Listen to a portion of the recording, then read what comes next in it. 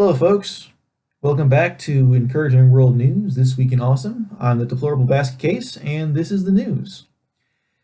Three fugitive MS-13 gang leaders who fled Los Angeles after a 2017 police roundup were captured in Tijuana. They were caught by state preventive police in Tijuana and Colonia Villa del Alamo. All are wanted for charges issued in 2017 for conspiracy to traffic in narcotics and weapons.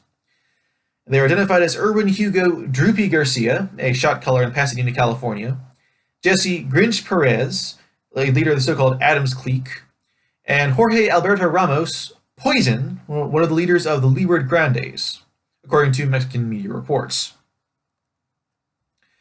This came about apparently due to a FBI initiative instituted about 3 months ago to utilize social media with the hope of generating tips on the fugitives' whereabouts, which has so far been a complete success. And I'm sure we can all agree, murderous gang leaders being caught is always a good thing.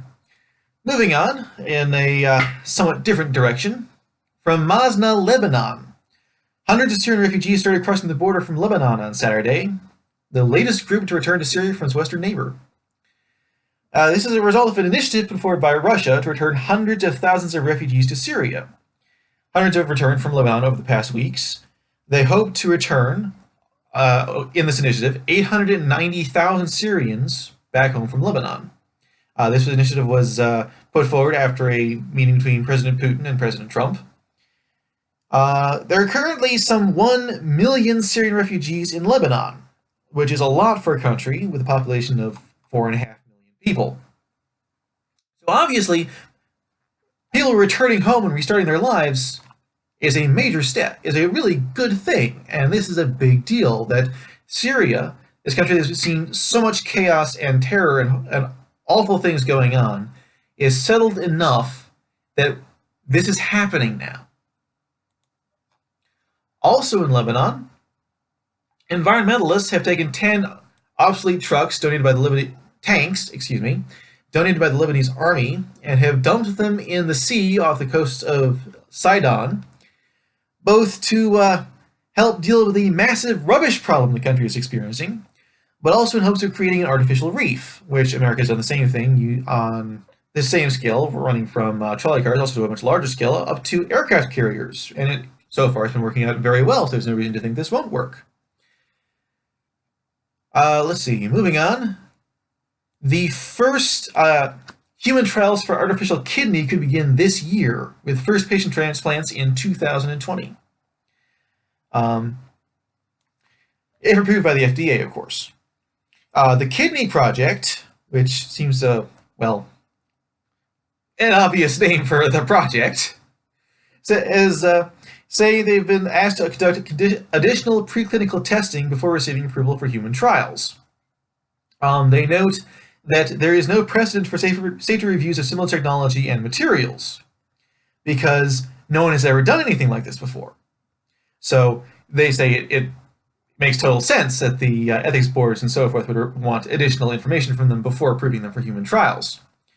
If approved, the breakthrough, this creation, the artificial human kidney, could save thousands of people every year who are stuck waiting for a kidney to become available. Moving on, French tire maker Michelin has announced that they will be replacing their tires' oil-based ingredients with wood chips. They say that the elastomers from wood chips will replace the oil content in tires. They go on to say 80% of the materials in tires are coming from oil. They will be using a waste from wood industry, which is, a very good thing because they'll be saving money, obviously, but also they'll be helping out with there not being all this rubbish all over the place. Also, they are planning to work with self-sustaining wood plantations in Brazil to expand their program in doing so.